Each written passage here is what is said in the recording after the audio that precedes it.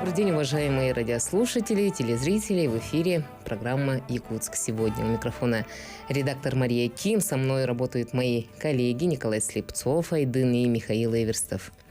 У нас сегодня в гостях член Союза художников Российской Федерации, отличник культуры Республики Саха-Якутия, художник-преподаватель Микумянова-Пильска Ирина Афанасьевна. Ирина Афанасьевна, добрый день. Добрый день. Приветствую вас у нас в студии. И в первую очередь хочу поздравить вас с Днем государственности Республики Саха-Якутия. Поздравляем всех радиослушателей и телезрителей. С этим знаменательным днем. С этим знаменательным днем. И, конечно же, хотелось бы в первую очередь...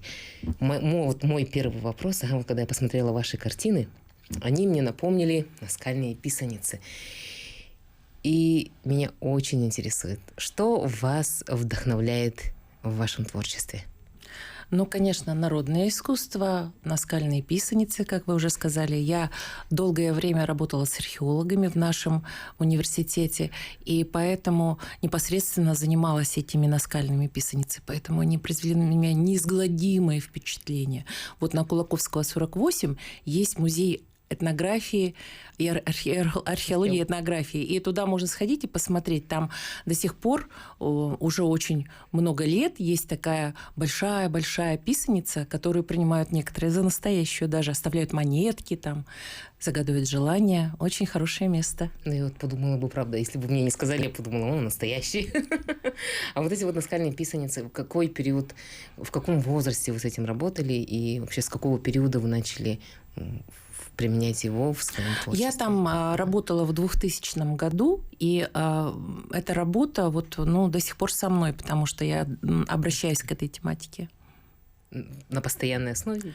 Ну, практически, да. Периодически так получается. Я сделала большую серию работ, показала ее в Санкт-Петербурге, и на Исаакиевской площади там есть институт искусствоведения, и там впервые из серии наскальных писаниц работы были показаны. Но хотя я потом посмотрела, я к этой теме обращалась и раньше тоже. Были такие золотые периоды, черно-серебряные, очень много всяких работ. И вот этот на этом золотом фоне практически, да, ваша работа на золотом фоне, эти максимальный минимализм мне тоже очень понравился. Ну, это же знаковые для Якутии цвета. Серебро считается священным металлом, да, урюнкамис. И золото тоже неплохо, потому что Якутия – это основной золотодобытчик страны. И поэтому золотое с таким красно-коричневым – это цвет скал, и на закатном фоне этой скалы в закате, такие писаницы, они прекрасно смотрятся. Мы ездили в прошлом году на Ленские столбы и смотрели эти писаницы с владивостокскими художницами. Я наконец-то увидела Тойонары. Да, и у меня в музее, про который мы говорили, на Кулаковского, 48, там как раз Тойонары, писаница тоже. Ее можно посмотреть. Правда, там со светом сейчас как-то не очень, но раньше она просто сияла золотом тоже. Тогда получается этот золотой фон красивый, это закат. Да, это цвет солнца. Цвет солнца. Соответственно, серебро – это олицетворение Луны и какой-то такого женского начала. А вообще, когда это творчество пришло в вашу жизнь, когда была написана первая картина? Ой, я сейчас и не помню, потому что сколько я себя помню, я рисовала. У меня мама была врач, она брала меня к себе на прием, и я сидела там на приеме, рисовала. И потом пошла в художественное училище с 14 лет, и там очень много мы рисовали. Меня хвалил мой учитель Петр Альбертович Лас очень за то, что я делала этюды. Часто ходила одна с таким огромным этюдником и писала по городу этюды, и потом поступила во Владивосток, в Владивостокский институт искусств, и там мы 6 лет еще учились. А какие-нибудь картины остались у вас? из Владивостока. Очень... Вот из своего детства что-то осталось? Ну, конечно, у меня есть мастерская сейчас на Ленина 42, и там хранятся некоторые мои детские этюды. Вот прям с 15, с 16 лет есть, я их не выбросила, потому что наш учитель говорил, нужно обязательно сравнивать. Вот как ты сейчас рисуешь и как ты рисовал до этого. И нужно обязательно смотреть. Вот виден рост, очень здорово. И до сих пор я люблю очень с натуры рисовать. Я вот в Санкт-Петербурге принадлежу к квартире 16. Это такое объединение художников, которые любят рисовать с натуры. Ну, квартира 16, окей, тут уже надо поподробнее рассказать, как вы туда попали, как они вас нашли. С Анатолием Савельевичем Заславским мы познакомились по интернету, по модному. И когда у меня была выставка в 2018 году в Санкт-Петербурге, я его пригласила посетить в Доме национальностей. Это на Маховой. Это прям такое интересное, прям старый Петербург, такое место. Но художники туда редко приходят. И вот Анатолий Савельевич пришел, пригласил меня в свою мастерскую, и вот с тех пор я там периодически бываю. Они рисуют по понедельникам. И сейчас проходит выставка «Черный маленький слоник», в которой я участвую. Я заочно туда отправила свои работы по интернету, и мои друзья напечатали, поместили их. Вот выставка на Невском 60 сейчас идет. И там ваши работы. Да, и там мои работы. И еще мои работы сейчас можно увидеть на Белинского 44. Их там можно не только увидеть, но и купить. И вот те открытки, которые я принесла в студию, вот этой серией я очень давно уже занимаюсь. Я считаю, что она прекрасна. Да, она прекрасная. Это все наше якутское. Есть наш национальный код. Это Якутск, это вот наша башня НВК Саха. Да, здесь много интересного есть. Вот, например, эти мамонты, они тоже олицетворяют Якутию. Или вот башня с лошадками. Лошади – это символ Якутии. Острог. Тоже очень хорошо. Один юноша раньше работал по имени Роман в Министерстве молодежи. Он сказал, твои открытки не стыдно послать английской королеве. Как хорошо ты говоришь, Роман. Вот стерхи нас, да? Ну, в общем, да, это вот графическое олицетворение Якутии, я считаю. Потому что вот кроме живописи я очень люблю и графикой заниматься, и на компьютере дорабатываю вот эти рисунки свои и печатаю. Очень интересно мне это. Нужно будет отметить нашим телезрителям, да, и нашим радиослушателям, что эти открытки есть в продаже. На Белинского 44, да. Приходите, там художественный салон. Наши все якутские художники знаковые там выставляются. И можно приобрести? Можно приобрести эти работы, да. Еще раз адрес повторим. Белинского 44. Белинского 44. Конечно, хотелось бы узнать и про эти работы, которые у нас тут в студии размещены, про эти портреты, про девушку. Вот это вот работы у вас? Это уже работы института Владивостокские работы, институтские. И вот, например, портрет Марины Матафоновой. Руки очень хорошо проработаны, голова. Нас так учили рисовать. То есть я выросла в классической манере рисования, в классической школе. А все вот эти вот разные прибамбасы, ну, как вот открыточки, например, да, или какие-то абстрактные картины, мы уже начали придумывать потом. А здесь представлены честные совершенно этюды. Вот эта девочка в Хатасах я делала этюд на фоне зеленой травы и ив, и протоки Ленской. Это река Лена, тоже в районе Ленские зори, вот санаторий, там мы туда ездили на этюды. И здесь также присутствуют два рисунка. Вот это вот дрессировщик дельфинов, а там моя однокурсница Оля. Эти работы я показывала в школе детям, они вот там повисели.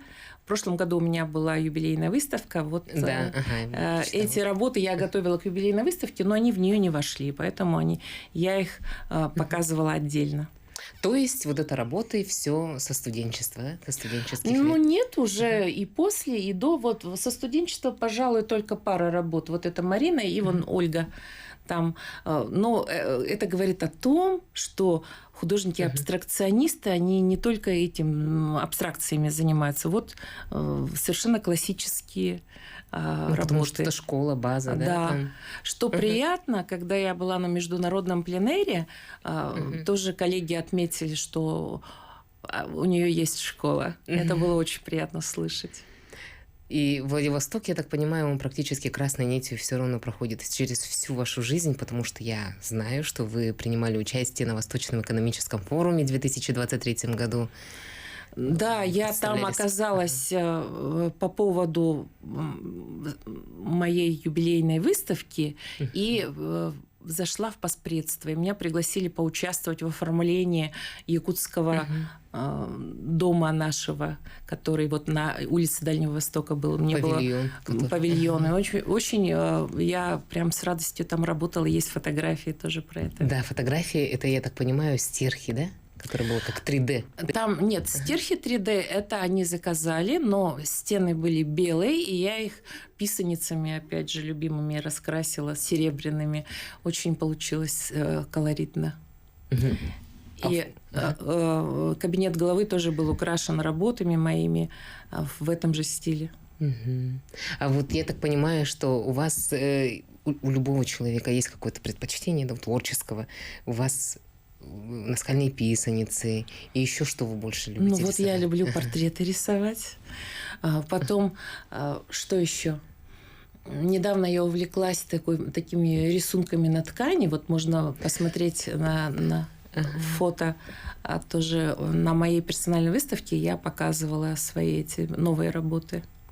И вот когда ваша картина, перед как подготовка пока шла к передаче, к программе, я посмотрела ваши вот работы и подумала, как бы очень было бы круто перенести вот эти вот красивые ваши картины на дизайнерскую одежду наших якутских дизайнеров. Ой, я жду предложения, я с удовольствием рада сотрудничеству. Я хотела к выставке напечатать пару футболок, потому что это вот рисунки как будто созданы для этого. Да. Дизайн, он очень хорош был бы. С одеждой тоже. Я думаю, вышивку делать можно. Тоже такое же. Очень, очень интересно. Я очень надеюсь, что после нашей сегодняшней программы на вас выйдут, потому что и наши якутские дизайнеры. Да, меня очень легко найти в интернете. Я присутствую во всех этих наших мессенджерах. И по фамилии Микумянова Ирина можно меня найти, написать мне. Вы открыты для сотрудничества? Да, я буду очень рада. Особенно, если получится что-нибудь красивое. Создать. Да. Это будет индивидуально, это будет красиво, это будет по-нашему, по-якутски, да, вот с таким национальным нашим якутским кодом. Потому что это вообще, мне кажется, это видно издалека. Я как-то вот вручную рисовала на кожаных сумках акрилом такие вот в этом духе вот рисуночки такие, птичка такая вот очень красиво получалась. Замечательно выглядит. Ну, это у вас какой-то новый вид вашего творчества был, да? Который он вас не зацепил? Просто на память подруги сделала. Было очень приятно. Как повезло вашей подруге. Ей понравилось, да. А в целом вообще по вашей работе что вас вдохновляет? Меня вдохновляет, конечно же, новые впечатления жизни, какие-то путешествия. И детки, с которыми я работаю. Я работаю еще преподавателем в арктической школе. И поэтому очень рада с ребятами встречаться. И мы пьем чай, мы рисуем, мы разговариваем. И замечательно, что мои ученики иногда выбирают путь художника. Вот у меня уже одна девочка учится в художественном училище после арктической школы моей студии. Потом другая девочка учится в Москве на архитектора. И еще 2 поступили на дизайн книжной графики вот в этом году. Я очень рада. Поздравляю. Это ваше наследие. Да, надеюсь, что все получится у наших выпускников. Сейчас вот, допустим, в сравнении дети, ваши ученики, они как-то, наверное, по-другому думают, по-другому мыслят, по-другому фантазируют, да? Ну, да. Что-то вот с поколениями, из поколения меняется. Конечно, сейчас дети, они планшетами владеют в большей технике, они рисуют так хорошо и очень бойкие, начитанные такие. Ну и вообще арктическая школа, она продвинутая такая считается. я думаю, очень рада, что я там работаю. А связь поддерживаете постоянно? С ребятами? Ага. Да, некоторые даже у нас из группы не выходят. Ну, Машут там. Мы тоже хотим рисовать. Вот так вот я очень рада. Мы их всегда рады видеть и в школе, и встречаться лично тоже очень приятно. Мгм. А сейчас у вас на ваши уроки охват детей сколько сейчас у вас? Ну, у нас небольшая очень аудитория, поэтому мы человек 9-10 вот так вот могут поместиться в нашей комнате. Это вот в арктической В школе? арктической школе, да. У нас арт-студия 104 называется она. Вот под этим номером мы ее и оставили так. Хотя сейчас мы вовсе не 104, а 316. Окей, хорошо. Так. Тогда, смотрите, в Петербурге квартира 16, здесь 316. здесь 316. Да, что-то в этом есть, такая какая-то нумерология тайная. Мгм. У меня еще один вопрос. У меня много вопросов. Хорошо. Ага, сейчас хотелось бы узнать, вы выставляете свои работы не только же в республике, не только в России, но и за рубежом. Да, Вот хотелось бы про были вашу такие первую выставки. выставку узнать, где это было, когда. Ой, это было очень давно. Как-то вот мы делали выставку в Болгарии, вместе художники все собрались и сделали там выставку. И потом в Польше у меня были выставки, которые мы туда с Андреем Чикачевым возили. В 2009 году мы с Андреем Чикачевым ездили в Польшу, в город Гданьск, и там выставку в Русском центре науки и культуры делали выставку наших художников. И собралось потом, там был клуб путешественников, собралось очень много людей, спрашивали про Якутию, просили говорить по-якутски там немножко. И работы, конечно, Андрея просто всех восхитили. И другие художники тоже там показались очень хорошо. У вас вот эта вот связь все равно не прерывается, я так С понимаю? Русским Да. центром науки и культуры, да. После я там делала свою выставку и дважды, и приезжала туда группа одна якутская из деревень. Сейчас не помню откуда, по-моему, не буду врать. И там я тоже делала выставку на фоне их выступления на якутском языке, пели, асохой танцевали, все такое. Все по-нашему тоже. Да. Так. Причем, что интересно, вот чем дальше уезжаешь от Якутии, тем больше хочется обратно. Пищевая ностальгия, там по карасям я страдала, карта, хан. Прямо такой якуткой себя чувствуешь. У меня в первую очередь тоже пищевая ностальгия. Я уже не могу, пожалуйста, Юрюнгмин. Вот есть у вас, Ирина, работа прям, вот она, вот для вас она самая приоритетная, для вас она самая главная, для вас она самая красивая. Вы ее никогда не продадите, никогда с ней не расстанетесь и оставите. Ну, она уже продана в Музее национальном художественном. У меня Ага. вообще там 9 или 10 работ в Национальном художественном музее. Но хотелось бы, чтобы еще закупили, потому что художники, они очень от этого зависят. Вот от мастерских, от закупок картины, поэтому это вот для нас важно. Если раньше при Советском Союзе была система творческих дач, художники могли поехать, то сейчас все за свой счет. И поэтому, ну, как-то вот приятно получать приглашения какие-то о заказах, о работе, поэтому мы открыты для этого. Ну, вы еще портреты рисуете. Да, и портреты. Сейчас будем ждать предложений. А предложения поступают не с такой частой периодичностью, как хотелось бы. Ну, да, иногда вот увозят работу. У меня в 2019 году была выставка тоже персональная здесь, в Якутске, в Комдракмет, в выставочном зале Национального художественного музея в Комдракмет. И там же ходят группы, которые в сокровищницу ходят. И вот одна дама запала на мою работу и говорит, я ее хочу. Увезла в Австралию. Очень приятно. Отправляла я работы в Японию, в Америку, в Финляндию возили мои работы. Вот почему-то вот зарубежные ценители моего творчества, они больше меня любят, как говорят, нет пророка в своем отечестве. Но сейчас, к сожалению, вот это заграничные отправления, они закрыты все. Я вчера была на почте, пыталась родственникам отправить письмо, не взяли. Печаль такая.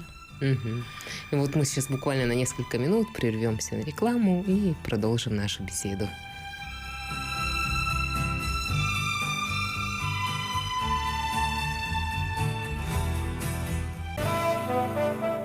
Мы возвращаемся к героине нашей сегодняшней передачи Ирине Афанасьевне Микумянова-Пильска. Вот тут можно, Ирина Афанасьевна, пожалуйста, сразу вопрос? Ага. Микумянова-Пильска, у вас такая интересная фамилия.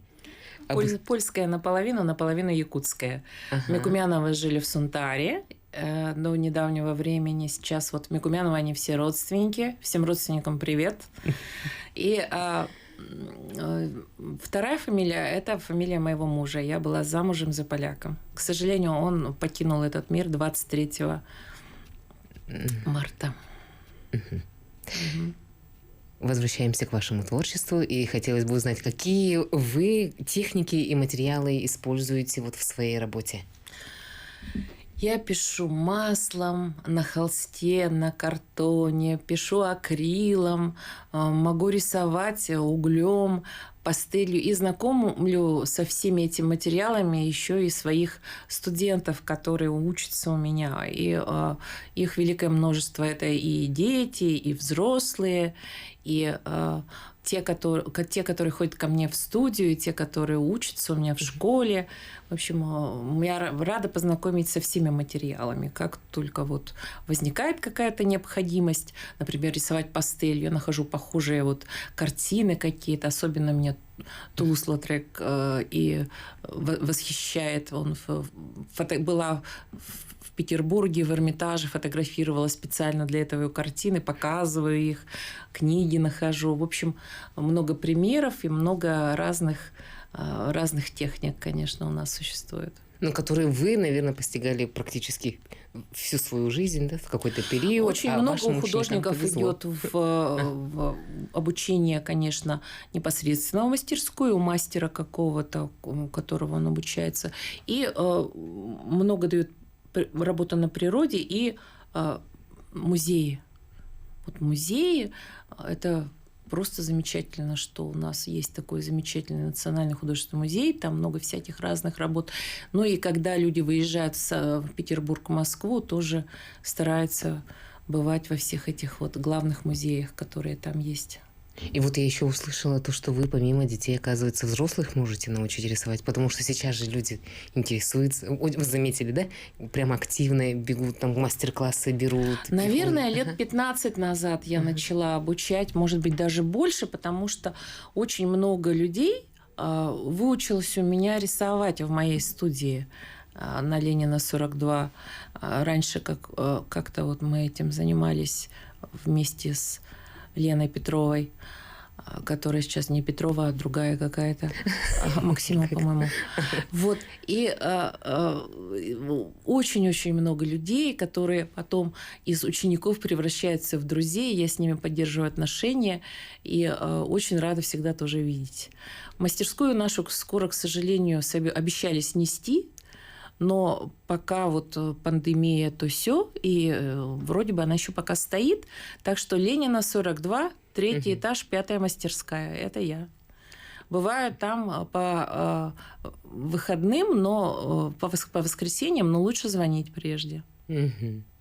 И очень часто в нашей беседе вы сказали Питер, Санкт-Петербург, Питер. И этот город вашего вдохновения, да?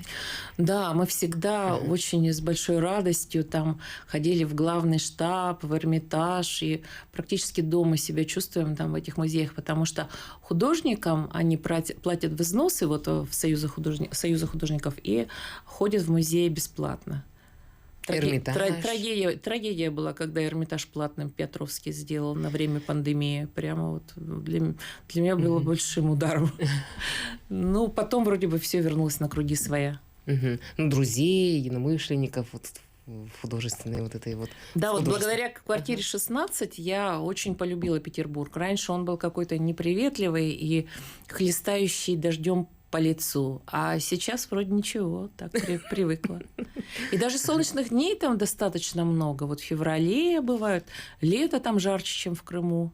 И на Черном море вообще удивительно бывает. Да, Питер удивительный город.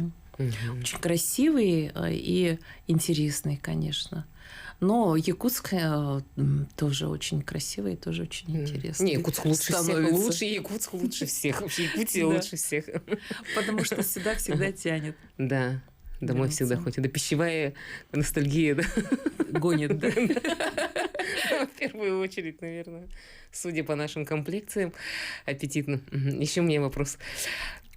То, что у вас там в Питере друзья, я так понимаю, что у вас еще здесь немало друзей, художников. Про студию Март хотелось бы очень тоже поговорить. Сейчас у нас идет выставка осенняя. Опять же, всех приглашаем на Белинского, 44. Там небольшое, но очень маленькая, уютная галерея. И сейчас можно посмотреть вот просто работы знаковых художников там. И есть рядом маленький художественный салончик. Это место совершенно неразведанное. Про него никто не знает. И там много сокровищ, которые вы найдете. Пожалуйста, приезжайте. Раньше у нас в Национальном художественном музее был магазинчик художественный, но потом музей его переориентировал на студию и кафе, а мы оказались вот на Белинского. Так что приезжайте посмотреть.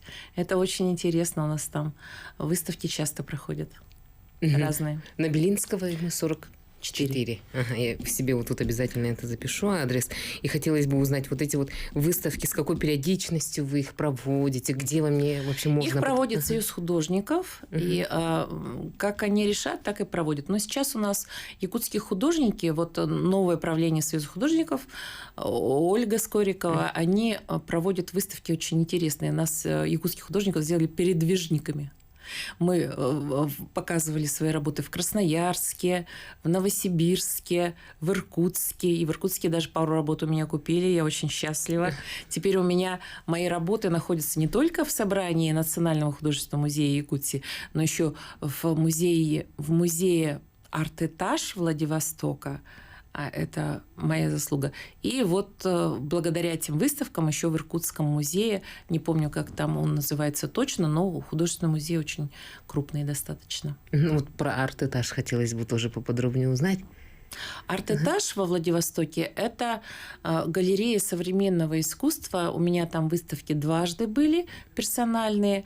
И что удивительно, когда я еще жила в Польше, Саша Городний мне пишет: я хочу твою выставку сделать во Владивостоке. Я думаю, ну где Польша?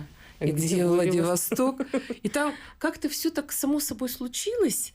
Мои картины на дипломатической почтой даже не... Ну, в смысле, на дипломатической машине даже не проверяя, перевезли в Калининград. Я там выставку сделала, и потом почта их отправила во Владивосток. Ну, вот, оказывается, Владивосток – это у нас...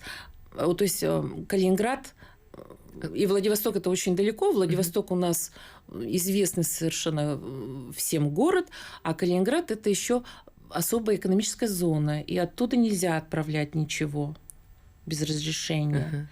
Я улетела в Петербург, и мне звонят через день и говорят: а что это у вас там за посылка? Вы приезжайте обратно в Калининград. Вы объяснительное письмо напишите на таможне. Ну, потом как-то все-таки получилось. Я прилетела, объяснилась, все-таки отправили. И эти работы у Саши Городнего во Владивостоке все-таки оказались. И в 2019 году у меня просто был звездный час.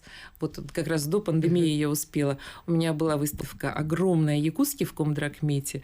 Потом была выставка в Поспредстве в Москве, в Владивостоке и в Петербурге. Вот так вот 4 города. Прямо так хорошо. Очень художницей себя почувствовала, такой крупной художницей. Да. И это не относится к комплекции. Это так, действительно. Хорошо. И не будем опять о пищевой зависимости нашей якутской. Да.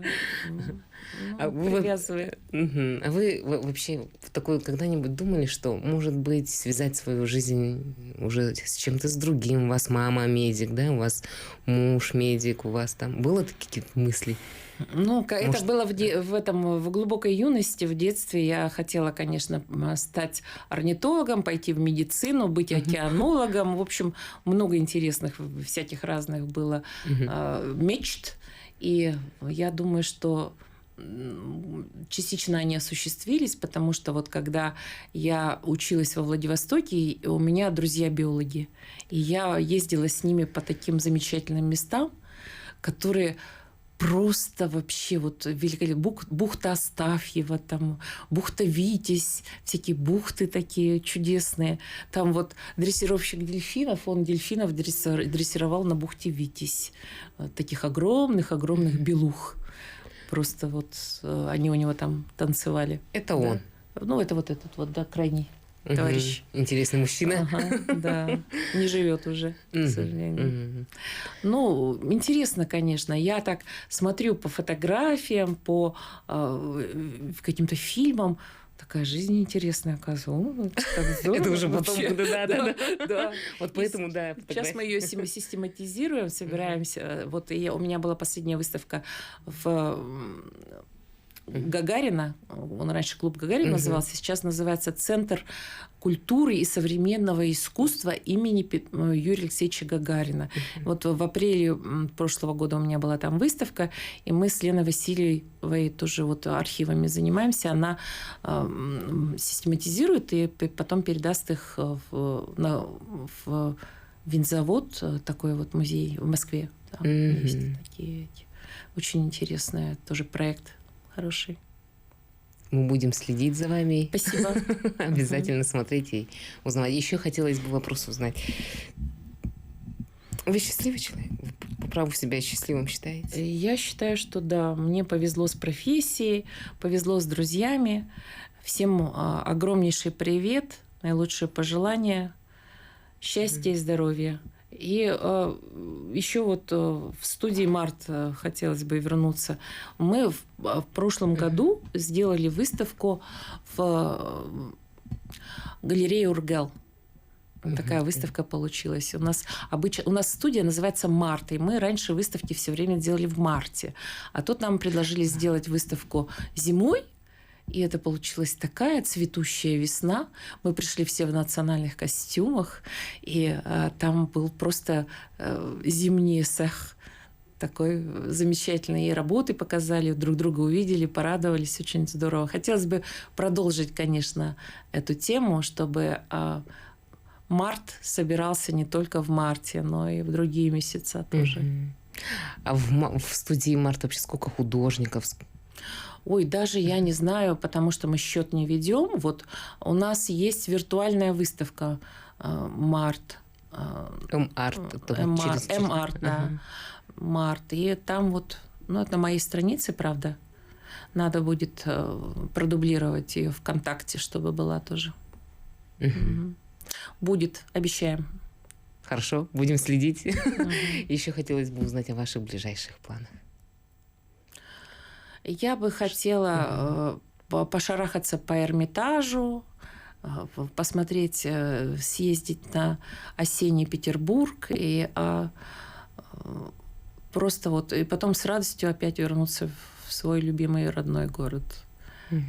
Думаю, что это вот эти вот наши путешествия, они нам дают очень много сил и вдохновения, поэтому я согласна. Это не напрасная трата денег, тем более билеты субсидированные. Нам, дальневосточникам, там очень повезло. Очень. Другие просто недоумевают, как это так бывает, что ли? Да. Случается. У нас в Якутии все случается. Я хотела бы еще узнать тогда вы сейчас скоро поедете в Санкт-Петербург практически. Надеюсь, если получится, конечно. И вот квартира 16. Порисовать с ними хочу, обязательно встретиться. Это вот самые ближайшие планы ваши. Да. А так, продолжать Обучать деток. Обучать детей и взрослых тоже. Рада буду встретиться и организовать рисовательный клуб у себя в мастерской. Поэтому вот, ну, мы ВКонтакте, я думаю, как-нибудь мы организуем это. Ирина действо. Микумянова-Пилская. Ирина Микумянова. Я Просто. здесь в Якутске по-простому. да. По-простому. Это по паспорту там. Официально. Официально Пильска, да. И тогда вот эти вот организовываете для взрослых клубы, в которые можно прийти и порисовать в свое удовольствие. Ну, сейчас я занята в школе в основном, а в свободное время, да, могу в мастерской пригласить своих друзей порисовать, но и не только. Друзей могут другие люди приходить, конечно же, познакомимся с удовольствием. Вообще вот новые люди, они приносят в нашу жизнь некоторую тревожность и изменения. И разные такие вот, ну, тревожат ее, да, чтобы она не застаивалась. Ну, в хорошем смысле. В хорошем смысле. У меня вот тревога, все сразу в пол. Ну да. Я полностью согласна. Тогда 316, да? Нет, у меня Ленина 42 мастерская находится. Не, вот мастерская... Мастерская в школе 316, но это в школу нельзя. Ага. Да, там уже всех набрали, все есть. А вот в этом на Ленина 42 мастерские, творческие мастерские, там меня можно найти. Ну, сперва через соцсети, а потом уже договориться. Да, можно так. Я желаю вам вообще в вашем творчестве больших успехов. Или телефон нужно оставить. Да можно телефон? Давай. Хорошо. Прямо можно в студии озвучить. +7 996 522 0926. И лучше писать на WhatsApp. 26. +7 для тех наших радиослушателей, телезрителей, которые хотят прийти, порисовать в студии с Ириной Микумяновой. Можно будет узнать через соцсети ВКонтакте Ирина Микумянова, а также по телефону 8 999 522.